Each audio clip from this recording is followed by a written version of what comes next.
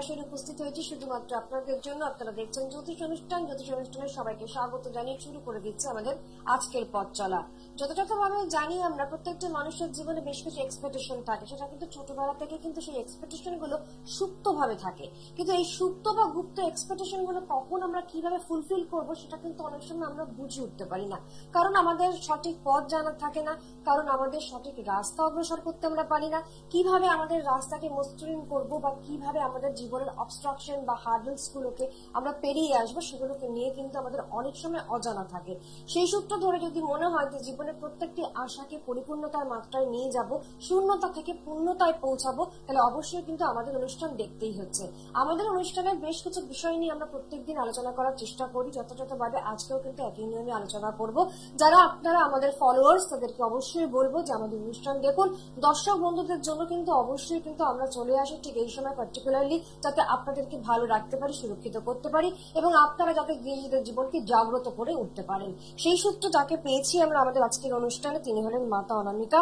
তিনি রয়েছেন আমাদের সঙ্গে। তার ফোন নাম্বার হচ্ছে 9088146864, এছাড়া হচ্ছে 8697535727। অবশ্যই আজকে প্রচুর প্রচুর বিষয় নিয়ে আলোচনা করবো। অনেক কিছু করবার আছে, অনেক কিছু গড়বার আছে, সবটাই কিন্তু যিনি করবেন তিনি হলেন মাতা অনামিকা। তাকে জানাই আমাদের তরফ থেকে স্বাগত। নমস্কার দিদি। নমস্কার দিদি, প্রথমেই একটু জানবার চেষ্টা করবো যে আমাদের এখন অনেক ধরনের ফেস্টিভ্যাল সামনে আসছে। নবরাত্রি নিয়ে যদি জানতে চাই, তার যে একটা বিশেষত্ব রয়েছে বা বিশ্লেষণ রয়েছে বা বিশদ যদি আমরা জানতে পারি, তাহলে অনেকেই কিন্তু উপকৃত হয়ে থাকেন এই সময়টির জন্য। আপনি যদি একটু আমাদের ফলোয়ার্সদেরকে সেই সূত্রে প্রথমেই সবাইকে জানাই শুভ বাসন্তী পুজো এবং বাসন্তী পুজোর নবরাত্রি এবং নবরাত্রির আন্তরিক শুভেচ্ছা।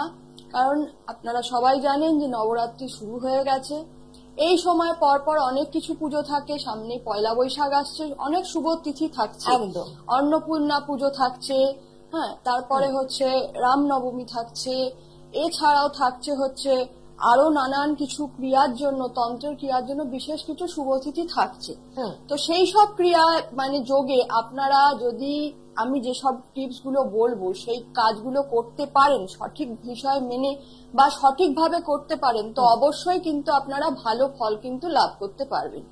তার কারণ হচ্ছে গিয়ে শুভ যোগে সবসময় জানবেন শুভ তিথি নক্ষত্র ছাড়া কিন্তু তন্ত্রের কোনো কাজই কিন্তু সম্পন্ন হয় না একদম। কারণ আমাদের তন্ত্রের ভেতরে যেসব ক্রিয়াগুলো হয়ে থাকে সেই ক্রিয়াতে কিন্তু তিথি নক্ষত্রের মাহাত্ম্য কিন্তু প্রবল। এই নয় যে শুধু এই তিথিগুলো ছাড়া কাজ হয় না, যে তা নয়, কাজ কিন্তু হয়, কিন্তু যেরকম পীঠস্থানের মাহাত্ম্য আলাদা, ঠিক সেই রকমই উপযুক্ত তিথি নক্ষত্র যদি সঠিক উপাচার মেনে সেই ক্রিয়াগুলো করা হয় তাহলে কিন্তু সেই কাজের ফল কিন্তু 10 গুণ কিন্তু বেড়ে যায়। এছাড়া যদি গ্রহ নক্ষত্রের প্রভাবও থাকে, যেখানে আমরা অনেক সময় খুব প্রভাব পেয়ে থাকি, যার জন্য কিন্তু আমাদের জীবনটা একেবারে পাল্টে যায়। আমাদের কিছু ক্ষেত্রে গ্রহ নক্ষত্র গুলোকে দেখেও করতে হয়। যেরকম কিছু কিছু ক্রিয়া আছে, দেখা যাচ্ছে রবি যখন পুষ্যা নক্ষত্রে থাকছে তখন কিন্তু সেই ক্রিয়াগুলো করা হচ্ছে, বা চন্দ্র অমুক নক্ষত্রে থাকছে সেই নক্ষত্র মেনে কিন্তু ক্রিয়াগুলো করা হয়, সেটা একটা ক্রিয়ার ব্যাপার। কিন্তু তিথি হিসাবে যেগুলো রয়েছে সেই তিথি হিসাবে তিথির যে যোগ সেটা কিন্তু একটা বড় ফ্যাক্টর কিন্তু ভালো কাজ পাওয়ার জন্য ভাইটাল রোল প্লে করে থাকে, গঠনশীলতার সাথে কিন্তু তৈরি। কারণ নবরাত্রি আপনারা জানেন, নবরাত্রি এবং যেটা আমাদের যেটা দুর্গাপুজো সেটা হয়ে থাকে আশ্বিন মাসে, কালী পুজো, এইসব যোগে যে কোনো ক্রিয়াই কিন্তু খুবই সাকসেসফুল হয়ে থাকে। এবং এই সময় কোনো কিছু গৃহে স্থাপনা করা থেকে আরম্ভ করে কোনো কিছু ধারণ করা, সেগুলো সবই কিন্তু শুভ ফলদায়ী হয়ে থাকে। আর বিশেষ করে যারা নবরাত্রি নিয়ে আমি অবশ্যই বলছি আপনারা কি কি করবেন, তার আগে আমি বলে দিই, নবরাত্রিতে যদি কোনো ক্রিয়া করতে চান তাহলে কিন্তু সম্পূর্ণ কিন্তু এই 9টা দিন কিন্তু আপনাদের নিরামিষ আহার কিন্তু গ্রহণ করতে হবে। এটা মাস্ট। নবরাত্রিতে অবশ্যই কিন্তু নিরামিষ আহার গ্রহণ করতে হবে। কোন রকম মাছ মাংস কিন্তু খেলে কিন্তু এই ধরনের ক্রিয়া যেগুলো রয়েছে সেগুলোর কিন্তু আপনারা কোনো ক্রিয়া করলে ফল কিন্তু ভালো পাবেন না, ফলপ্রসূই হবে না কোনোভাবে। তো যেটা হচ্ছে ফার্স্ট যেটা করণীয় হচ্ছে যে নবরাত্রিতে কি করবেন, প্রথম কথা হচ্ছে আপনারা যারা অনেক দুঃখ কষ্টে ভুগছেন, মানে আপনাদের জীবন থেকে বাধা একদম যাচ্ছেই না, যে কোনো কাজ করতে যাচ্ছেন বাধা আপনার পায়ে পায়ে চলে আসছে একদম, তো সেক্ষেত্রে এবং কোনো যে এটা শুধু আপনার এখন হচ্ছে বলে তা নয়, হয়তো জন্ম থেকেই আপনার এই সমস্যা রয়েছে, কখনো কাউকে আপনি দেখাননি, তাহলে হয়তো দেখা যায় যে যাদের কালসর্প দোষ থাকে অনেক ক্ষেত্রে এই ধরনের বাধা তাদের আজন্ম লেগে থাকে। মানে কোনো কাজ কিন্তু একবারে হয় না, দুবার, তিনবার, চারবার, এমনকি 10 বারের গিয়েও দেখা যায় যে সেই কাজে সাকসেস। ভয়াবহ হয়ে ওঠে অনেকের মানুষের কাছে যখন তারা শোনেন যে তাদের 4টি কালসর্প রয়েছে। তো সেই ক্ষেত্রে যাদের এই কালসর্প দোষ রয়েছে বা মাঙ্গলিক দোষ রয়েছে, যেসব দোষের জন্য বিভিন্ন রকম বাধা আসছে, তাদেরকে আমি বলবো অবশ্যই কিন্তু এই 9টা দিন নিরামিষ আহার গ্রহণ করে দুর্গা সপ্তশতী কিন্তু পাঠ করবেন। অবশ্যই পাঠ করবেন। আর যদি দিনের বেলা কেউ পাঠ করতে না পারেন, রাত্রিবেলা যদি কেউ দুর্গা সপ্তশতী, অনেকেই তো চাকরি সূত্রে বাইরে থাকে দিনের বেলা, তো সেক্ষেত্রে যদি আপনারা কেউ দুর্গা সপ্তশতী রাত্রিবেলা বা সন্ধ্যেবেলা পাঠ করতে চান, তাহলে সেক্ষেত্রে কিন্তু অবশ্যই কিন্তু রাত্রি সুক্ত পাঠ করে তারপরে কিন্তু সপ্তশতী পাঠ আরম্ভ করবেন। না হলে কিন্তু দেখা যাবে হিতের জায়গায় বিপরীতটা কিন্তু হয়ে বলে, হিতে বিপরীত বলে না, যে ভালো আপনি দেবী কোপে পড়ে যাবেন। এটা হচ্ছে শাস্ত্রসম্মত নিয়ম। দ্বিতীয় যে কাজটা করবেন সেটা হচ্ছে যে যারা মানে অবিবাহিত, বিয়ে হচ্ছে না, তো সেক্ষেত্রে আপনারা কি করবেন, এই সময় যেখানে বিভিন্ন জায়গায় পুজো হয়েই থাকে, তো সেইখানে লাল চুনরি কিন্তু আপনারা, বা যে কোনো কালী মন্দির, দুর্গা মন্দির, যেখানে যে মন্দির পাবেন সেইখানে গিয়ে, মানে দেবী মন্দির, সেখানে গিয়ে কিন্তু লাল চুনরি দান করবেন। মানে ছোট ছোট টিপস গুলো পালন করতে পারলেও অনেকটা অভূতপূর্ব রেজাল্ট পাওয়া যেতে পারে। এবার হচ্ছে বাড়ি ফিরে আসবেন, এই মানে 9টা দিনের ভেতরে যে কোনো একদিন বাড়িতে একটা মেহেন্দি গাছ স্থাপনা করবেন। সেই মেহেন্দি গাছকে লাল চেলি, সিঁদুর এবং কুমকুম এবং হচ্ছে গিয়ে যদি সম্ভব হয় তাহলে আসল জাফরান, দশকর্মা দোকানে যেগুলো বিক্রি হয় ওগুলো কিন্তু আসল জাফরান নয়, আসল জাফরানের জল দ্বারা ওই গাছটিকে স্নান করিয়ে দেবেন জলের সাথে মিশিয়ে, বা গোলাপ জলের সাথে মিশিয়েও আপনারা দিতে পারেন, বা ছিটা দিতে পারেন। তারপরে ওই একটা লাল চেলি ওই আপনার ওই মেহেন্দি গাছটাকে ভালো করে পেঁচিয়ে দেবেন, ধূপ দেখাবেন, প্রদীপ দেবেন। প্রতিদিন মানে এই 9 দিন প্রতিদিনই আপনারা কিন্তু ওই গাছটিকে প্রদীপ দেখাবেন এবং প্রার্থনা করবেন, মা দুর্গার কাছে সংকল্প করে প্রার্থনা করবেন যে আমার বিবাহিত জীবনে যেসব দোষগুলো আছে, বা যাদের বিয়ে হয়নি, তারা যাদের বিবাহতে বাধা আসছে, সেইগুলো যেন কেটে যাবে এবং সমস্যার হাত থেকে রক্ষা পাবে। এবং এটি করার পরে 9 দিনের পর কি করবেন, গাছটিকে রেখে দেবেন যতক্ষণ না আপনার মনস্কামনা পূর্ণ হচ্ছে। প্রতিদিন যেরকম গাছে জল দেন সেরকম তো দেবেনই, কিন্তু যেটা বিশেষ করতে হবে, প্রত্যেক বৃহস্পতিবার কিন্তু একটা করে কিন্তু চেলি ওই গাছের আপনাকে বাঁধতে হবে। এটি করলে আমি বলছি যাদের বিবাহ হতে বাধা আসছে, ছেলেই হোক বা মেয়েই হোক না কেন, যে বিবাহ হচ্ছে না, নানান সমস্যা, যোগ্য হয়ে যাওয়ার পরেও না বিবাহ দেখাশোনা করে যাচ্ছে, কিন্তু দেখা যাচ্ছে যে লাস্ট ফিনিশিং এসে হচ্ছে না, তো সেক্ষেত্রে একটা মাঙ্গলিক দোষ ফ্যাক্টর করে। কিন্তু শুনুন, দেবীর কৃপা যদি থাকে কারোর ওপর পড়ে যায়, তখন কিন্তু অনেক দোষই কিন্তু অনেক খারাপ বিপদ, অনেক দোষ কেটে যায়। তো সঠিক মন দিয়ে, অর্থাৎ মন থেকে আপনাকে কিন্তু ডাকতে হবে। তো এটা যদি আপনারা করতে পারেন তাহলে আমি নিশ্চিত বলবো 6 মাসের মধ্যে কিন্তু আপনারা কিন্তু খুব ভালো রেজাল্ট পাবেন। আমি গত বছরও বলেছিলাম অনেকে, যারা সঠিকভাবে করতে পেরেছে তারা কিন্তু সঠিক ফল কিন্তু তারা কিন্তু পেয়েছে। এই যে আমরা প্রত্যেক মুহূর্তে বলে থাকি যে এক্সপেকটেশন ফুলফিল হচ্ছে না, কেন হচ্ছে না তার কারণটা কিন্তু আমাদের জানা থাকে না। যেভাবে আমাদের মাতা অনামিকা তিনি আমাদেরকে বুঝিয়ে দিচ্ছেন, সেটা কিন্তু যদি আমরা অক্ষরে অক্ষরে পালন করি তাহলে অবশ্যই কিন্তু আমাদের জীবনকে আমরা সুন্দরভাবে গঠনশীলতার সাথে তৈরি করতে পারবো এবং জীবনের নানান ধরনের যে বিক্ষিপ্ত বিষয় রয়েছে সেই সমস্ত হাত থেকে আমরা বেরিয়ে আসতে পারবো। তো এবারে এই নবরাত্রি নিয়ে তো 9টা দিন যা যা করণীয় সবটাই দিদি আপনি বললেন আমাদেরকে, এবং আমার মনে হয় দর্শক বন্ধুরা যারা বুঝলেন, মন্ত্রটাও বলে দিই যে ওম এং হ্রিং চামুন্ডাই বিচ্ছে, এটা হচ্ছে দুর্গা সপ্তশতীর মন্ত্র। আপনারা চাইলে এই মন্ত্র বলেও মন্ত্রও কিন্তু এই সময় পাঠ করতে পারেন। উচ্চারণটাও কিন্তু খুব বেশি অবশ্যই মন্ত্রের একটা ভাইব্রেশন থাকে, যে ভাইব্রেশন শরীরে একটা ভাইব্রেশন শরীরের ওপর তৈরি হয়, এবং যত মন্ত্র যত বেশি উচ্চারণ করা যায় তত, যার জন্য বলা হয় যে কোনো মন্ত্র 1 লক্ষ জপে সিদ্ধ হয়, কোনো 3 লক্ষ জপে সিদ্ধ হয়, কোনোটা 10,000-এ সিদ্ধ হয়। তো এইগুলো এত জপ কিসের, কেন থাকে? একবার পড়লেই তো হয় না। অ্যাকচুয়ালি যতক্ষণ না সেই মন্ত্রটা চৈতন্য হবে অর্থাৎ জাগ্রত হবে, জাগ্রত হবে। ততক্ষণ কিন্তু সেই মন্ত্র কিন্তু একটা জাস্ট লিখে রাখা অ কখর মতো। একদম কারণ হচ্ছে মন্ত্রকে চৈতন্য না করতে পারলে মন্ত্র কিন্তু কাজ করবে না। যদি মন্ত্র চৈতন্য হয়ে যায় তাহলে সেটা রামবাণের মতো কাজ করে। এবং অবশ্যই তার জন্য একটু অপেক্ষা করতে হয়, ধৈর্য ধরতে হয়, এবং যা যা নিয়মাবলী দিদি বলছেন সেগুলো যদি আপনারা পালন করেন তাহলে দেখবেন অবশ্যই কিন্তু নবরাত্রির যে এই ফেজটা, এই সময়টা, সেখান থেকে ডার্ক ফেজ কেটে গিয়ে আমরা লাইট ফেজে পরিণত নিজেদেরকে করতে পারবো।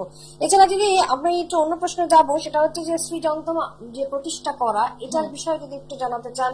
অনেক বন্ধুরা কিন্তু শ্রী এখনো যন্ত্রম অন্ধকার লক্ষ্মী জন্মের পুজোর মধ্যে সময় রয়েছে। অনেকে শ্রী যন্ত্রম আপনারা স্থাপনা করেন, পূর্ণিমার সময় স্থাপনা করেন। হুম, শ্রী আগে জানতে হবে শ্রী শ্রী কি জিনিস। শ্রী হচ্ছে লক্ষ্মীর বীজ মন্ত্র শ্রী, হুম, সেখান থেকে শ্রী শ্রী লক্ষ্মীকে বলা হচ্ছে। তো এই যে শ্রী যন্ত্রম, অ্যাকচুয়ালি যারা মনে করছেন যে খুব অর্থ কষ্টে আছেন, আপনারা কোনো দিশা পাচ্ছেন না যে কিভাবে কি করবেন, জীবনে ফুলফিল হচ্ছে না, যে টাকা কোথা থেকে আসবে, চাকরি পাচ্ছি না, আবার টাকা আছে সেই টাকা আপনারা ধরে রাখতে পাচ্ছেন না, সঞ্চয় হচ্ছে। সঞ্চয় হচ্ছে না, সেক্ষেত্রে আমি বলবো যে শ্রী সাধনা কিন্তু একটা বিশেষ ভূমিকা কিন্তু পালন করে। শ্রী সাধনা কিভাবে করবেন? দুভাবে শ্রী সাধনা করা যায়। এক হচ্ছে মানস পূজন এবং মন্ত্র উচ্চারণ। অর্থাৎ মানস পূজন কি?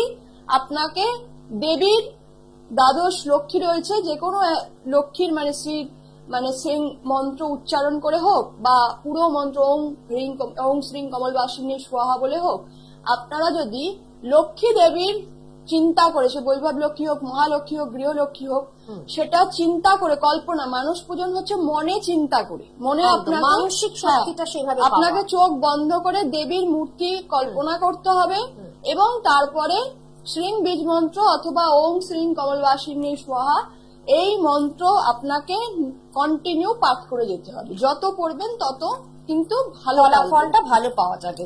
এটা একটা গেল হচ্ছে মানস পূজনের ক্ষেত্রে। আর একটা হচ্ছে শ্রী সাধনা। আচ্ছা, শ্রী যন্ত্রমকে সামনে রেখে, অর্থাৎ সেটার উপর পাতে হোক, ক্রিস্টালে হোক বা যে কোনো কিছুতেই হোক, পারদেরই হোক, শ্রী যন্ত্রমকে সামনে রেখে সেই যন্ত্রকে আগে অবশ্যই মন্ত্র চৈতন্য জাগ্রত করে নিতে হবে, প্রাণ প্রতিষ্ঠা করতে হবে। সেই শ্রী যন্ত্রের ওপরে, শ্রী যন্ত্রমটা কিন্তু একটা সম্পূর্ণ ডায়াগ্রাম। আচ্ছা, আমরা এটা নিয়ে যদি আলোচনা করতে যাই অনেক টাইম বেরিয়ে যাবে। মানে ওর একটা শ্রী যন্ত্রম যারা দেখেছেন যেটা পিরামিডের আকৃতির থাকে, একদম। তো দেখবেন পিরামিডের আকৃতিটা একদম একটা কেন্দ্রবিন্দু থাকছে, পয়েন্ট থাকছে, যেটা সমান্তরাল, যেটার উপর পাতের উপর হয়ে থাকে সেটা কিন্তু ছড়ানো হয়ে থাকে, সেটা কেন্দ্রবিন্দুটা দেখা যাচ্ছে, যেটা মিডিল পোর্শন। তো এইখানে দেখবেন দুটো ত্রিভুজ থাকে, যেটা হচ্ছে শিব এবং শক্তির প্রতীক। আচ্ছা, ঠিক আছে। তারপরে থাকে কিন্তু ডায়াগ্রামে থাকছে পঞ্চদল। এই পঞ্চদল কিন্তু পঞ্চদেবতাকে ইঙ্গিত করে। তো এইভাবে কিন্তু পঞ্চদেবতা, নবগ্রহ, দশ মহাবিদ্যা, হ্যাঁ, সমস্তটাই কিন্তু শ্রী যন্ত্রের এই ডায়াগ্রাম, অর্থাৎ যতগুলো পদ্ম আছে, দল আছে এবং যে নকশা আছে তার ভেতরে কিন্তু বিরাজমান।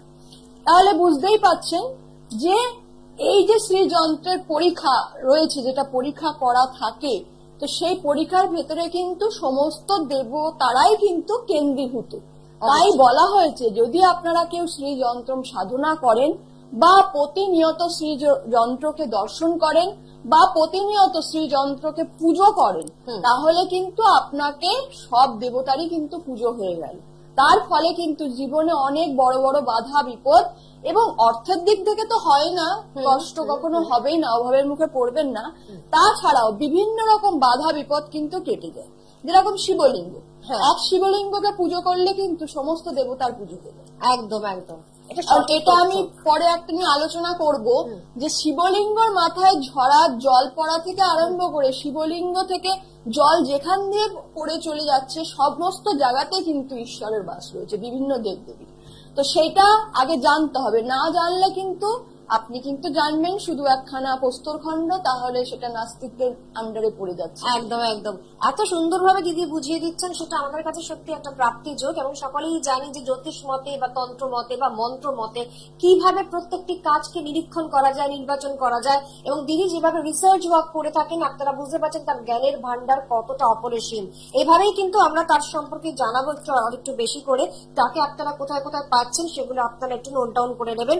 আপনারা পাচ্ছেন শিলিগুড়িতে, হাতিবাগানে, কৃষ্ণনগরে, মেচেতাকে, দুর্গাপুর, রানাঘাট প্রত্যেক সোমবার, কালীঘাট 2 থেকে 5টা প্রত্যেক বুধবার দিন সেখানে পাচ্ছেন। এবং মোবাইল নাম্বার দুটো অবশ্যই লিখে নেবেন, নোট ডাউন করুন, এখন থেকেই বুকিং করার চেষ্টা করুন। প্রচুর প্রচুর তিথি যোগ সবটাই রয়েছে এবং আমাদের বিপন্নতা কিন্তু আমাদের পায়ে পায়ে লেগেই থাকে। সেজন্য আমরা যেহেতু মানব জাতি বা আমরা যেহেতু লে পার্সন, সাধারণ মানুষ, আমাদের জানা থাকে না, অভিজ্ঞতা থাকে না, তার জন্য কিন্তু অবশ্যই মাতা অনামিকার কাছে পৌঁছাতেই হচ্ছে। আপনারা পৌঁছাবেন, ফোন নাম্বার হচ্ছে 9088146864। এছাড়া আরেকটি নাম্বার 8697535727।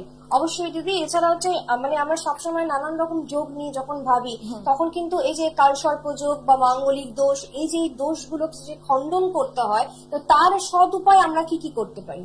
এই কালসর্প দোষ, মাঙ্গলিক দোষ, এইগুলো কিন্তু সম্পূর্ণ তন্ত্র মতে খণ্ডন করতে হয়। এগুলো কিন্তু কোনো স্টোন দিয়েও হয় না, কোনো টোটকা করে হয় না।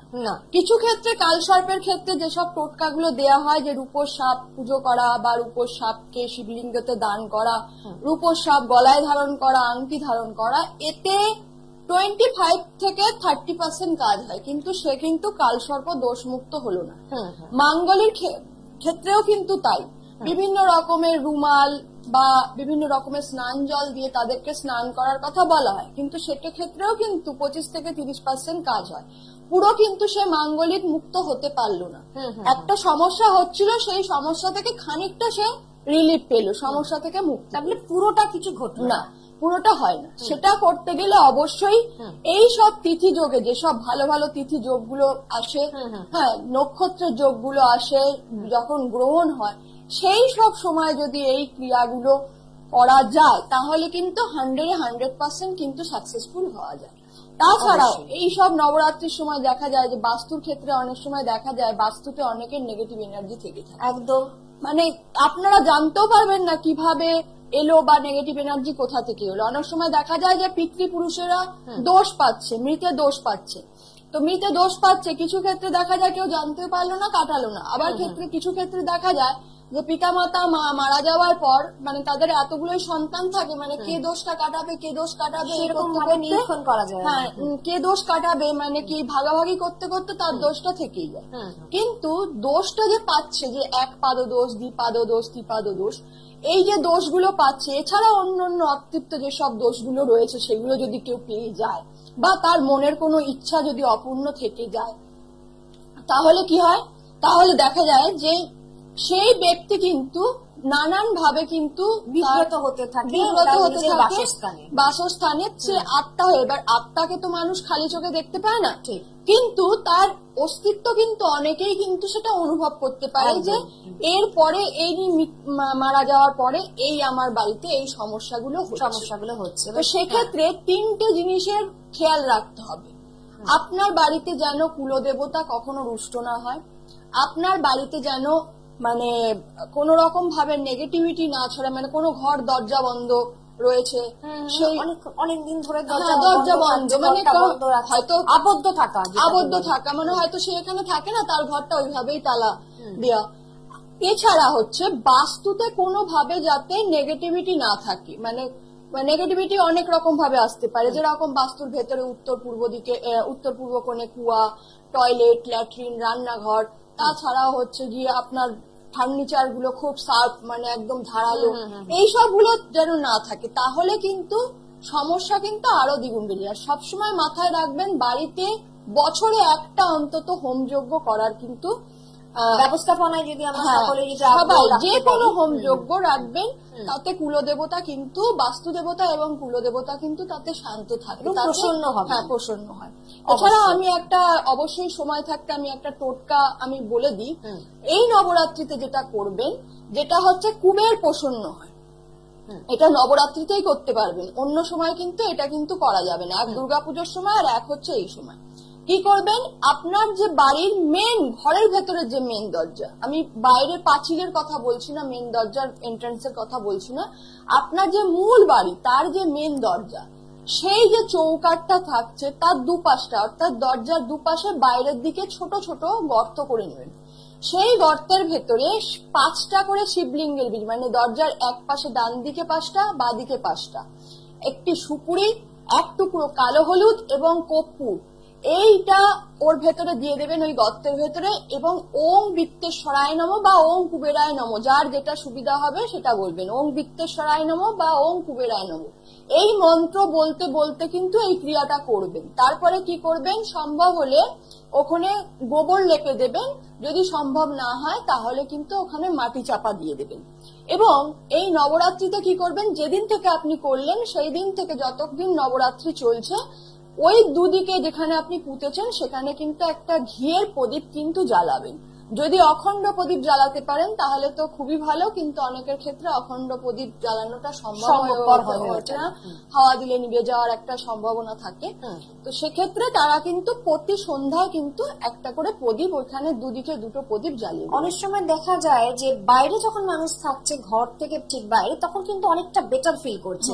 যেই ঘরে ঢুকছে তখনই বোধহয় তার বাসস্থানটা এতটাই বাসস্থান যেন তার মানে গ্রাস করছে, এরকম একটা মনে হচ্ছে। বাসস্থান গ্রাস করছে। পরশুই একজন ফোন করে বলছে বাড়িতে ঢুকলেই মনে হচ্ছে বাড়িটা যেন আমার মাথার উপর একটা বোঝা, দমবন্ধ জীবন বোধহয় তৈরি হয়ে যাচ্ছে। তো সেক্ষেত্রে যেটা হচ্ছে গিয়ে এটা 100% জানতে হবে আপনার বাড়িটা নেগেটিভিটি রয়েছে। তো নেগেটিভিটি থাকার কারণে কিন্তু আপনার সাথে বাড়িটা ম্যাচ হচ্ছে, মানে আপনি যখন বাইরে থাকছেন ভালো থাকছেন, বাড়িতে ঢুকলেই মনে হচ্ছে যেন একটা অশান্তির পরিবেশ, কিন্তু আদৌ নানান ধরনের সেটা অশান্তি হলেও একটা অশান্তি হয়, সেটা একটা বাস্তুদোষ, নেগেটিভিটি আছে।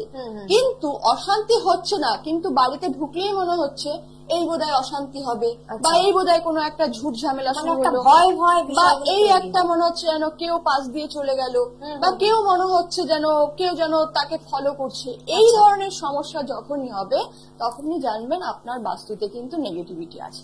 আর এই নেগেটিভিটি বাস্তুতে নিজে নিজেও তৈরি হতে পারে, বা বাস্তু দোষের কারণেও হতে পারে, অথবা আমাদের আসবাবপত্র সাজানোর কারণেও কিন্তু হয়ে থাকে। সম্পূর্ণটা কিন্তু বাস্তু বিচারের উপর নির্ভর করে, যে আপনি এটা বাস্তু বিচার না করলে কিন্তু আপনি জানতে পারবেন না আপনার বাস্তুটা কতটা সুস্থ, কতটা অসুস্থ, বা কতটা আপনার জন্য প্রযোজ্য। অনেক সময় দেখা যায় বাচ্চাদের পড়াশোনার ক্ষেত্রেও জানো তো, অনেক সময় দেখা যাচ্ছে যে নিজের বাড়ি থেকে পড়াশোনা হচ্ছে না, তাকে যখন অন্য বাস্তুতে ট্রান্সফার করা হচ্ছে সে কিন্তু পড়াশোনা পাচ্ছে, হ্যাঁ, কিন্তু নিজের বাড়িতে থেকে সে পাচ্ছে না, এত ভালো পরিবেশ থাকা সত্ত্বেও। এগুলো সবটাই কিন্তু নির্ভর করে তার বাস্তুর নেগেটিভিটির জন্য। অবশ্যই তাই। আমরা সবটাই জানতে পারছি যে পজিটিভ ভাইব্রেশন কি করে বা নেগেটিভ ভাইব্রেশন কতটা ক্ষতিগ্রস্ত আমাদের করতে পারে। তার জন্য বাস্তুকে কিন্তু আমাদেরকে সুরক্ষিত করতে হবে, এবং কিভাবে করতে হবে সবটাই কিন্তু আমাদের সঙ্গে দিদি রয়েছেন, মাতা অনামিকা দি, তিনি কিন্তু সবটাই জানাচ্ছেন। এবং তিনি যেভাবে প্রযোজ্য নিয়মাবলীগুলো বলে দিলেন সেগুলো যদি পালন করতে পারেন তাহলে অবশ্যই কিন্তু আপনি পজিটিভ ভাইব্রেশন পাবেন এবং সুস্থ স্বাভাবিক জীবন গড়ে তুলতে পারবেন। আমরা প্রত্যেকেই চাই কেউ একটা ফ্ল্যাট কিনতে, কেউ একটা বাড়ি করতে, একটা দালান কোটা করতে, বা নানান ধরনের যে স্বপ্নপুরী যেগুলো আমাদের বিষয় থাকে সেটা করবার জন্যই তো আমাদের বাস্তুটাকে আগে থেকে দেখে নিতে হবে। অবশ্যই যাদের বাড়ি তৈরি হয়নি সেক্ষেত্রে বাস্তু তৈরি করার আগে, অর্থাৎ বাড়ি তৈরি করার আগেই কিন্তু কোথায় কি হবে না হবে সেই প্ল্যানিংটা করে নিতে হবে, তবেই কিন্তু একটা ঠিকঠাক বাড়ি তৈরি হবে। আজকের মতো অনুষ্ঠান আমাদের এখানে শেষ করতে হচ্ছে। খুব ভালো লাগলো দিদিকে পেয়ে, মাতা অনামিকা দি, তিনি কিন্তু প্রত্যেকটি জায়গা খুব সুন্দর করে বুঝিয়ে বললেন। কিন্তু আজকে যেহেতু আর সময় নেই, আমরা আগামী সময় আবার চলে আসবো। আপনারা ভালো থাকুন, সুস্থ থাকুন, আনন্দে থাকুন। ছিলাম অমৃতা। ধন্যবাদ জানাচ্ছি দিদিকে, ধন্যবাদ জানাচ্ছি আপনাদেরকে। নমস্কার। দূর আর দূরে নেই অচেনা আর চেনা, তাই অচেনাকে